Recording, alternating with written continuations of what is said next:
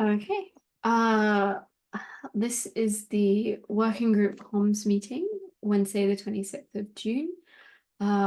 We will be following the CNCF guidelines, so that means that we essentially need to be nice to each other, and it is being recorded to YouTube, so be mindful of what we say. I don't think we have anyone new here today. It's recurring faces. I've put the meeting notes into the chat, so please add yourself as an attendee if you can. If you happen to be not able to, that's okay. We'll add it for you. Cool. There's a couple of current issues that are open. One of those is KubeCon North America stuff, and the other one is the roles document that I've added to the notes for this week. There are also a couple of other things obviously ongoing. I'll start with KubeCon North America. I'm not sure where we're at with it. I've unfortunately been a little busy with work stuff the last few weeks, so I haven't actually been able to follow up on most things. It would be good if others can lend a hand with the events lead stuff that I was doing, and then obviously stepped into the chair role, so we don't have someone actively looking at those things. I think I need a little bit of help. Maybe Leo, you can help me with this, like knowing who or where we need to be talking to figure out about a booth, and then the other bits and bobs, I think, like setting up meeting in person for there, we can do slightly closer to the time. It's slightly with more people. I won't be going, so that'll need someone that's going to kind of coordinate where we can go and when, etc. Yeah, so we will get an email from the events team probably like in a couple of weeks, sometime maybe in September or so, I'm not sure. Maybe a bit before then, to apply, and also like just say if we need like any help in terms of, do we have like projects, for example, sometimes they align their big releases announcements with KubeCon, and then they have the option to get support, PR support from the CNCF. So if, for example, they want to share something on one of the keynote stages or something like this, for us, that's probably not the case. But we can get like any kind of help in terms of like outreach as well. So they have like a form, basically. So we can say, do we want to have like a booth or mini kiosk? Do we need like any PR help? And do we need like a meetup room? Maybe, I think for Paris there was not such option. There were only the two options, but we will need to wait for the like form. So I Yeah, guess that's fine. final talk is the third one. I think the form is open because I was It is? looking for another sandbox project that I'm a maintainer for Conveyor. And I think it's on the, I didn't get any email, but I saw the form being open in the page where they list the project opportunities. Once I get to the computer, I can just put it on the same thread. Or if anyone is at the computer, if they can look at it. Otherwise, I can just pop in the form like in like 20 minutes or so. Awesome, yeah. Maybe they changed the approach. Yeah, maybe it's because Yeah, in the I past was they waiting. always messaging out. Yeah. Yeah, I was waiting for the mail. I always look out for that mail, but this time I think someone else pointed it out to me, and I was like, "Oh, it's open already." So Okay. Good I to made know. a note, and I can add that to this document and make an issue to start doing those things. That's really helpful. Good stuff. So obviously one of the ongoing issues is creating the conference checklist stuff. I noticed when I was reviewing the roles, actually, Leo, that you added a note about, for like not conferences but events, a pre-event checklist could look like a GitHub issue template, like a specific one.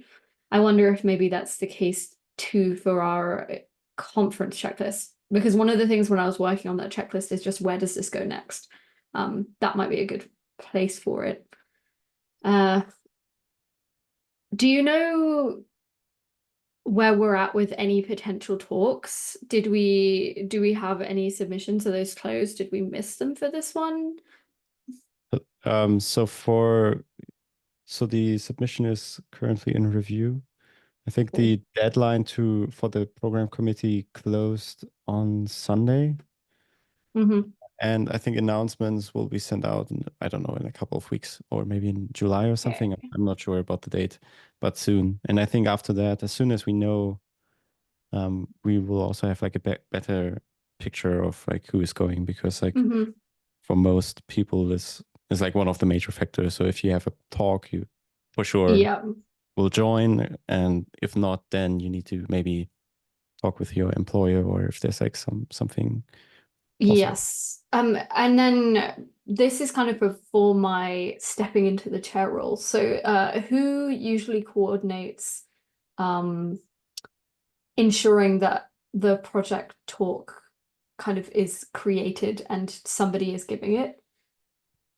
So the maintainer talk, for the maintainer talk, we and I think this is kind of a good approach, that either myself or Marlo are submitting the maintainer talk, and then we add somebody, Christina, myself, or Siam, or somebody as a co-speaker. And as we approach the event, we then try to figure out, okay, what are actually the points that we would like to talk about? Because usually half a year before, or like 3 months before, you do not know this in detail. And then depending like on the subject, so if green reviews is a bigger topic, or maybe, I don't know, the user stories project or some other project, and then depending on like the main theme, we then ask if somebody of the project leads or somebody from the community would like to go. And then also there's like because it's like a regular talk, it's just on the maintainer track. It can also serve as sort of like that you get like funding from your company. So if most of us maybe are in a panel or in some kind of way that we are able to go, and there's maybe like one person that contributes a lot, but maybe wasn't so lucky to get selected, maybe this can also be like a talk, kind of like a good fit. So they can also attend and join. Okay. The reason I ask is just because during the roles review, I was trying to figure out where the kind of events leads fits in, right? Making sure that that happens is obviously more of the tag chairs thing. I guess the events lead is more can do like the comms for making sure that those things are announced. Yeah, I think like around meetups, meeting up, booth, having stuff at the booth, having stickers and all these. Also maybe showing something at the booth. Then there's also like coordination in terms of, okay, we need to have like a presentation at the booth. So everything around this stuff. Then maybe also, yeah, communication about like what is happening during the event. So I think it's like pretty like a lot of work like during the event. It obviously makes sense if the events lead is also at the event. Yeah, if Otherwise, they maybe can. yeah, otherwise maybe we can have like somebody else can assume the role, sort of. Yeah, that's kind of what I imagine. It would just delegate to whoever's there. That's okay. I had a small moment of like, did the talk get submitted? But if it has, then that's kind Nothing. of cool. Once we know, I guess we can figure more of that out in the main tag meetings. I think then that's most of the things for KubeCon NA that we can do now. The reason I added this bullet point is just because I think Marlo brought up just wondering if the booth information was out. Apparently it might be. So there we go. Yeah. And also this time we will not apply for a sidetrack, or I mean, it's already over the submission deadline, but for the next one, so in London, it's next year, in Europe, we will apply for a sidetrack or subtrack or whatever. And yeah, that would be the first time. Yeah, that would be awesome. I think there's a tracking issue there. I think I suggested it a while back actually, and it's just been a case of like trying to meet the deadlines and actually get it approved. Yeah, it would be good to have like an events lead or somebody, or maybe the working group comms chair, or somebody else that can just be another person to be mindful of these kind of deadlines, because they're kind Yeah. of. Sidetrack. Yeah, one of the issues I'm just opening, I can't remember if I shared my whole window or just this tab, but one of them is an issue for essentially a timeline of the key events, especially from a comms perspective, but just like events and deadlines. Not concrete ones, but just kind of roughly 3 weeks before this event, there's this deadline and, you know, things to be mindful of around this time. I think that'll be really handy. I don't think there's anything else about KubeCon North America. I mean, the only thing that maybe could be pointed out for people who aren't like core team is that whoever it applies, that there are diversity scholarships that one could get to go there. That is true. Just so people are aware that that exists. Mm-hmm. Yeah. Like, I'm probably gonna apply for one, but we'll have to see. That is useful. I haven't ever looked at them, so maybe I will. I think that's everything for KubeCon. I'll move on to my next thing. So it's been a little while. As I said, I've been very busy with a lot of big projects at work that have suddenly come up. But I have had a chance to re-review the working group comms roles document that myself and Valeria started with lots of good feedback from people. I've been slowly editing the document to look better. The way that we started it was obviously draft one is just very informal words on a page, lots of action points and everything. What I'm going to do now is create another section underneath those notes to actually start writing something that looks like a V1 of what we would want to describe the roles as in a genuine way rather than just a notes way, because I think we actually have some good key points. A couple of things that came out of that I've made into action points. I think there's a couple of documentation things, maybe some issue templates, etc., etc.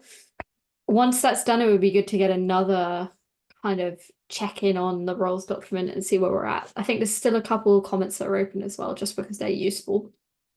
One of the big ones that I wanted to bring up, which was a discussion point that Valeria and I had, was just whether or not we felt that Instagram was something that we needed. I think we were leaning towards maybe not, and that actually LinkedIn is probably where we get most of our more technical audience seeing things.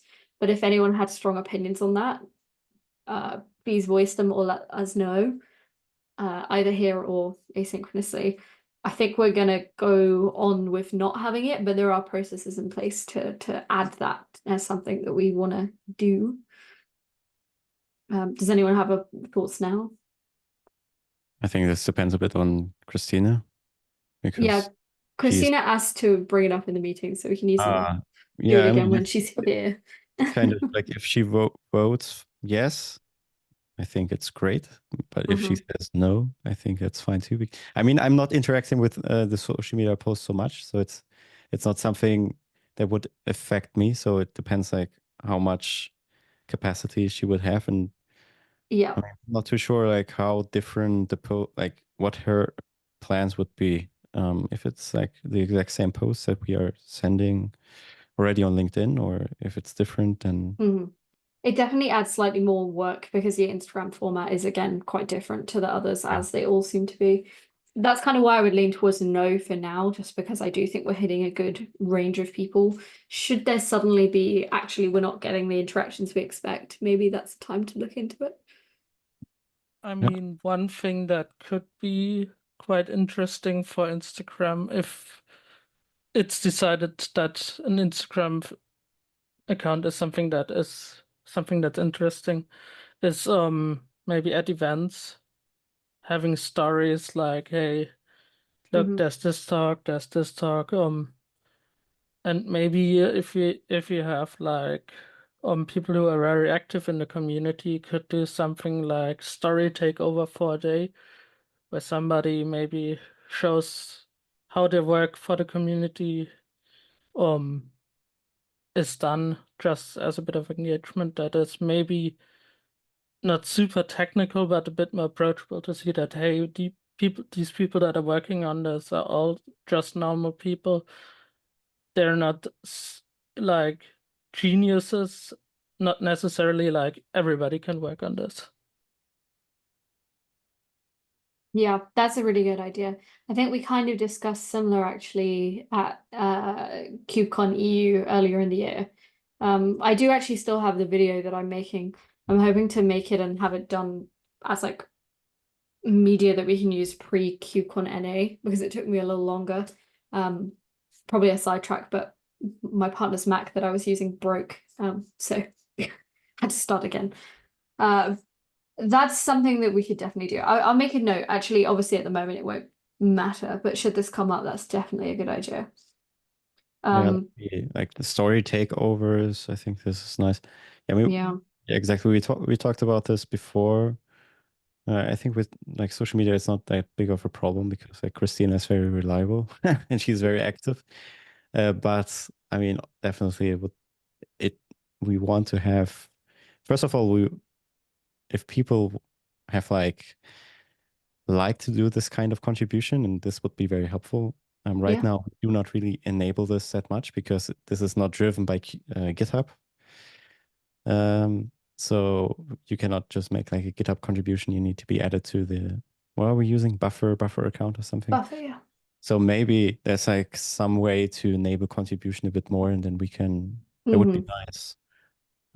I think one of the notes that came up in the roles review actually was how can we enable more people to contribute content to the social media to make it both like slightly less work for the social media leave, but also to give us more varied kind of content. Probably an ongoing, how do we do that?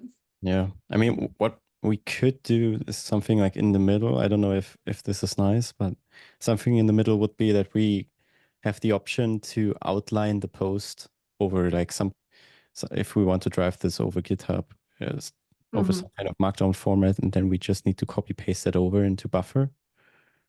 So we kind of allow not direct contribution, but it's basically 95% of the work, probably like outlining what we want to talk about, and then maybe creating any kind of visuals or a video or something like this, like a clip. At the very least, maybe using the GitHub issues somehow to track that might be a way to say, hey, I have something I'd like to contribute, right? Yeah, something like this. Yeah, that could work. But if we're already on the topic of generally like what platforms to post on, two other platforms I would think would be fairly impactful since there's a lot of technical people on there would be, for one, Mastodon. Okay. And maybe like blog posts that we put on the official website could maybe also be posted on a page like Medium, which I know it's a bit, some people like it, some people don't. Just it's probably something that could be evaluated. I mean, there's Medium, there's dev.to, I think, or whatever it's exactly called. There's options that probably could be evaluated.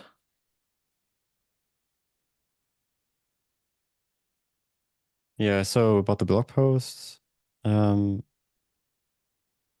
so there's not like a restriction from the CNCF that we only have to publish something on the CNCF site. So this would be possible. I don't know if we want to do this. Not too sure. I mean, I think we'd have to evaluate it because I guess it kind of drives traffic. It could drive traffic to, it could drive traffic away, right? If we mention it, maybe people see the tag, but I think the Mastodon stuff, for example, is like it's the same thing like with Instagram, but with Medium, I don't know. Need to think about it a bit more, maybe. Yeah. Does I Mastodon just thought follow? I'd bring it up.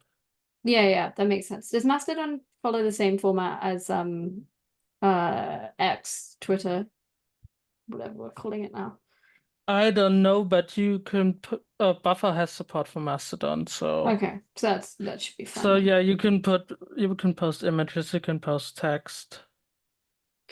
Okay. You just need to think about what home server you want to put the account on if one doesn't exist yet, but there can probably be one that there can be one that will, sorry. It's probably not too hard to find one that is actually usable for that. Makes sense. Cool. One of the other things that came up on the roles document was project updates on social media. I think that was just a note of like, I think Valeria suggested maybe it would be interesting to give people updates if there are relevant ones and how we might want to go about that. Christina noted though, does this fall under the social media? Do we think that's where people would want to see a project update? And what kind of would a project update look like? We don't necessarily have to decide that, but maybe something to think about. I think most of the project updates would be relatively boring because I mean it's mostly, I don't know, there's like X PR open or something like this. I mean, this could also be valuable, but the question is like if we sprinkle information about like a new blog post and then it's kind of in the same channel, we also write things like, yeah, project update of the week for Cube. Yeah. It's kind of, you're missing out on we're kind of not separating the important information from the general information. So I think I don't the know. way that I would envision it if we did do something is like, yeah, the weekly updates would be really dull. Maybe if there is something, if there's something really interesting and important that a project has that they wanted to share, be that a blog, be that just something cool that they've achieved, maybe just making sure they're aware that the comms working group exists for that, right? To help people with that. Yeah, That might be I the mean, most we're already doing this, interesting. or this should be already the goal, that if there's like some release of a blog post, or if there's like some, I don't know, we need more contributors because now we are working on benchmarking and the Green Reviews working group or something like this is already I go think on social media. yeah, I was more just in terms of like defining the roles, right? Like, is this something that needs its own thing just to be like a liaising with projects and to do X, Y, Z, or does it kind of just happen anyway? I don't know. Maybe it's something that we can mention, but also every project there should be one of the tech leads assigned to it. They can also identify sometimes, or should identify if there's like something to talk about, if the project leads do not raise this. So I think that is actually, that answers my question. I didn't realize that was the case. So I think that's more than enough. Awesome stuff. Yeah, that was most of the questions from the roles documents. As I said, I'll make checklist. I will make the next version v1 of the user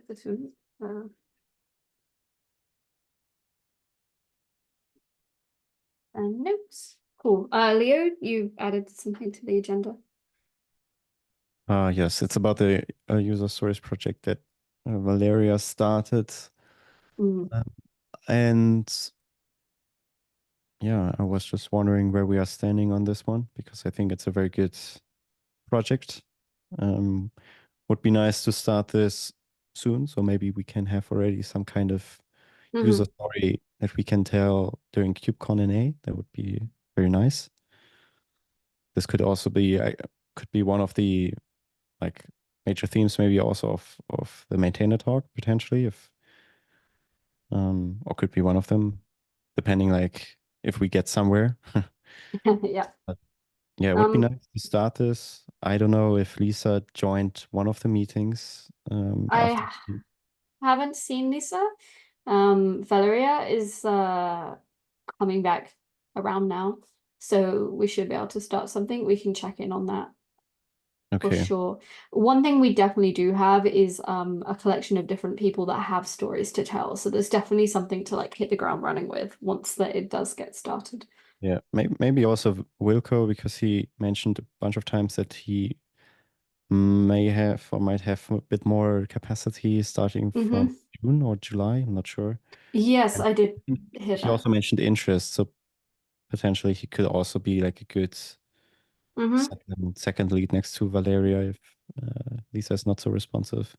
I think he also had some experience with user stories and things like that. So that would be great. Yeah, that works. Cool, good stuff. Is there anything else? If not, I think that's everything, and we are coming up on time.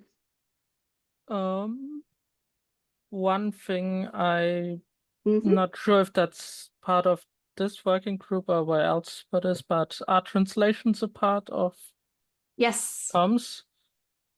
I think that's maybe, I don't know if that's also should be part of the roles document, to have maybe somebody managing those roles, those translations, and Mhm. all stuff related to that. Right now, it's Yes. part of the website leads. Yes. Yeah. Mhm. There's one of the things we added to the roles document under website leads was kind of development and maintenance of the automatic translations, and then also helping with like kind of reviews and the translations once they are identified as being needed. Did you have something specific that you thought that translation to do with translations? It was mainly just if there's any organization behind it, like maybe something where knowing who you could talk to if you have questions, or just some documentation on it, except like, hey, open an issue and see how it goes. Mm-hmm.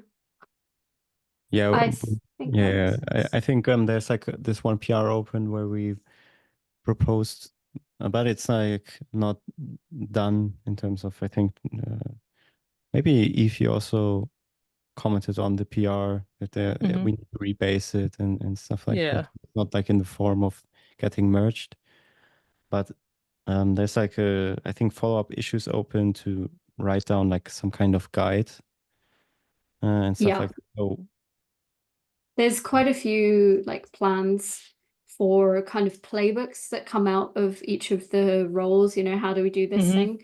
That mostly to help the lead to do their kind of role more effectively. But equally, I think from a translations perspective, documentation and questions will be helpful for people doing that work as well as people coordinating that work. So I think that's makes sense. I'll make sure that I make a note of that.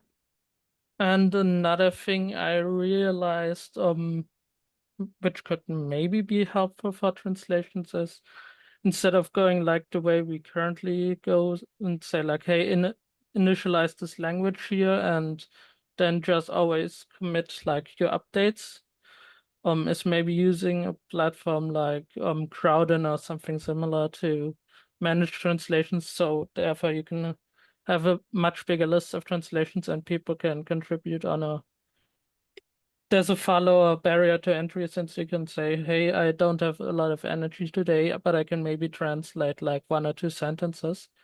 Then we can decide when to actually pull those into the repository, maybe. What Just was it so called? it's easy. It's one of the options, I think, is called Crowdin. It's Crowd IN. Yeah. There's other options too, but that's just like one of the bigger ones. Okay. if you like, could you open up an issue and then Sure. we could discuss this, because I don't know it, but maybe this could be very good. And also, if you have time, feel free to jump in the website translation issues or take a look. Yeah.